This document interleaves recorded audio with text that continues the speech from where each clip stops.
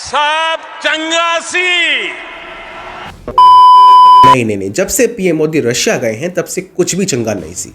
सोचा न था कि यूएसए के सामने हमें सरेंडर करना पड़ जाएगा। सोचा न था कि ये विजिट इतना बैकफायर कर जाएगी कि अब पूरी गवर्नमेंट ऑफ इंडिया, पूरा विदेश मंत्रालय डैमेज कंट्रोल मोड में है। अब डैमेज कंट्रोल करने के लिए पीएम मोदी को यूक्रेन जाना पड़ रहा है। वो यूक्रेन जो anti India, anti Hindu statements दे चुका है, वो यूक्रेन जो एकदम इररेलेवेंट है इंडिया की इकोनॉमी के लिए, डिप्लोमेसी के लिए, उस यूक्रेन में आज तक कोई भी इंडिया का प्राइम मिनिस्टर नहीं गया। उस यूक्रेन में पीएम मोदी को जाना पड़ रहा है। तो पॉइंट ये है कि एक गलती को फिक्स करने के लिए पहले आपने एक गलती करी, आप रशिया गए। अब वो गलती क्यों थी उसके लिए एक पूरा सेक्शन है वीडियो के अंदर। उस गलती को फिक्स करने के लिए आप दूसरी गलती करने जा रहे हो, यानी कि यूक्रेन में जाना भी आपकी एक बहुत बड़ी गलती है। अब वो गलती क्यों होगी उसके लिए भी एक सेक्शन है वीडियो के अंदर। तो यहाँ पे डर ये है, फियर ये है कि चौबे जी कहीं छब्बे जी बनने के चक्कर में दूबे जी ना बन जाएं। सबको खुश करने के चक्कर में हम सबको नाराज ना कर बैठे। एक तरफ हमारे एलाई है रशिया और एक तरफ हमारे फ्रेंड्स हैं, यानी कि वेस्टर्न ब्लॉक है, उसमें यूएसए है, ईयू है, नेटो कंट्रीज हैं। तो आते हैं इस वीडियो के सबसे बड़े सवाल पर कि रशिया में जाना प्राइम मिनिस्टर मोदी की, एस जयशंकर जो हमारे विदेश मंत्री हैं, उनकी सबसे बड़ी गलती थी। अब first point, it was a PR disaster. ये साफ साफ दिख रहा था कि इंडिया और रशिया में कोऑर्डिनेशन की बहुत भारी कमी है। जब प्राइम मिनिस्टर मोदी ने वहां पे लैंड किया, उसी वक्त रशिया ने यूक्रेन में एक बच्चों के अस्पताल पर हमला कर दिया, वहां पे 30 लोग मार दिए। अब जो इससे ऑप्टिक्स बना वो बहुत ही बेकार बना। आप एक तरफ जो मोदी हैं वो लैंड कर रहे हैं और एक तरफ जो हॉस्पिटल के ऊपर रशिया के रॉकेट्स लैंड कर रहे हैं। तो इस नेगेटिव मीडिया कवरेज की वजह से ये ट्रिप एक पीआर डिजास्टर बन गई। प्रॉब्लम ये थी कि इंडिया की तरफ से साफ साफ मैसेज जाना चाहिए था कि जब तक प्राइम मिनिस्टर मोदी वहां पर रहेंगे तब तक रशिया यूक्रेन के ऊपर कोई भी अटैक नहीं करेगा। ये होना चाहिए था, जो कि नहीं हुआ। सेकंड पॉइंट ये थी कि जिस दिन प्राइम मिनिस्टर मोदी ने वहां पे लैंड किया उसके ठीक एक दिन बाद अमेरिका में नेटो की समिट थी। अब नेटो क्या है? रशिया के सारे एनिमीज का झुंड है।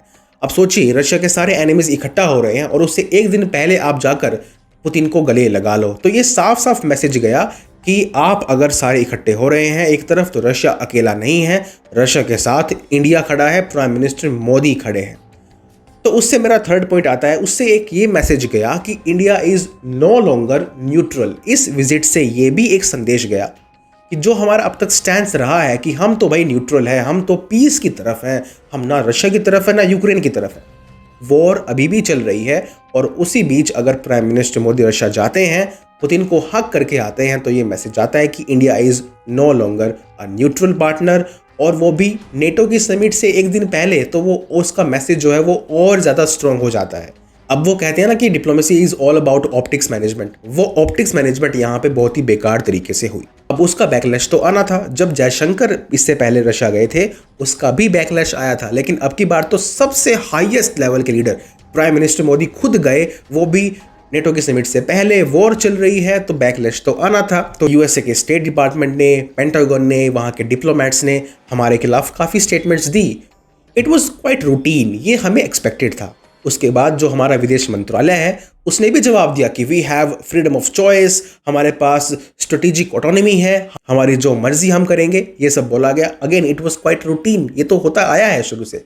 लेकिन अब की बार जो अनप्रेसिडेंटेड जो वार्निंग आई वो आई इंडिया में अमेरिकन एम्बेसडर एरिक गारसेटी की तरफ से।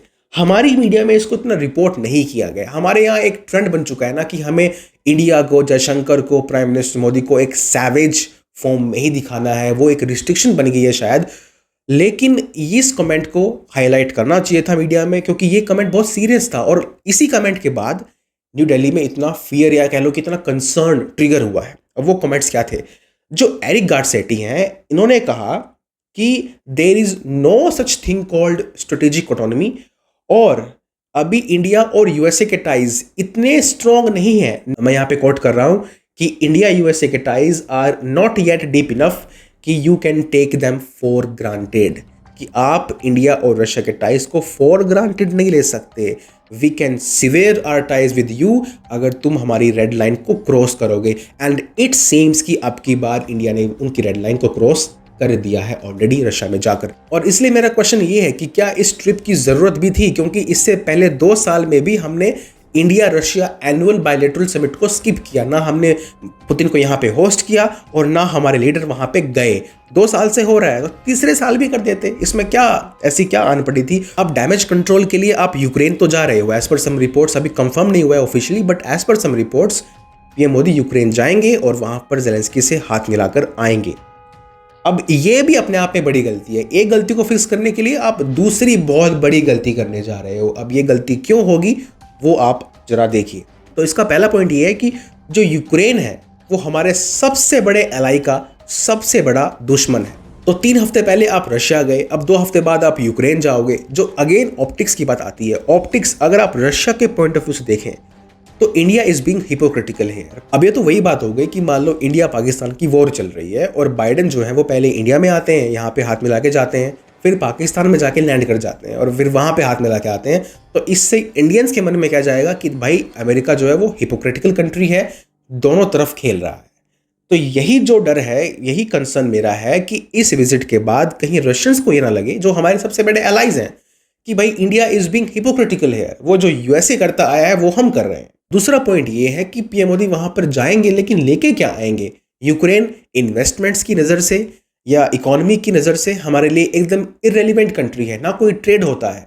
यूक्रेन में जाके हम सिद्ध क्या करना चाहते हैं? क्या हम सिर्फ अमेरिकन को प्लीज करने के लिए ये विजिट कर रहे हैं? क्या यही हमारा एक पर्पज है?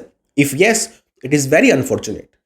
और तीसरा पॉइंट जो है वो ये है कि इंडिया के लोग जनरली भी यूक्रेन को पसंद नहीं करते, चाहे फिर वो इंडिया को लो आईक्यू बोलना हो, लो आईक्यू कंट्री बोलना हो, या फिर माँ काली का अपमान करना हो, उसके बाद से ही, या यूक्रेन जो है वो रशिया का सबसे बड़ा एनिमी है। ये अपने आप में बहुत बड़ा फैक्टर है कि क्यों इंडियंस यूक्रेन को नापसंद करते हैं।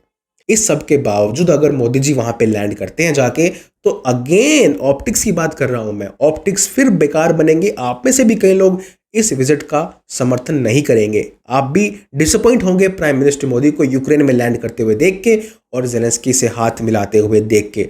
वो वही जेलेंस्की जिसके एडवाइजर ने इंडियंस को लो आईक्यू कहा था। Irony.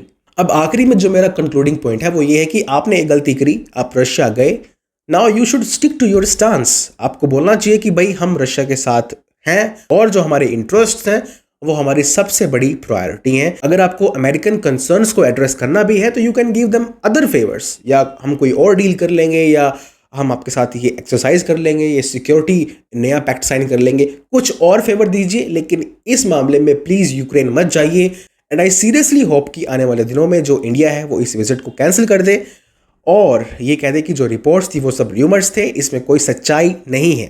Now you can listen to all the episodes of Outright on the go. Just log into YouTube Music and search for Outright Podcast. जो सबसे ऊपर ऑप्शन आएगा उस पर क्लिक करके आप हमें फॉलो कर सकते हैं और Outright को on the go सुन सकते हैं। Thank you, bye bye, have a nice day.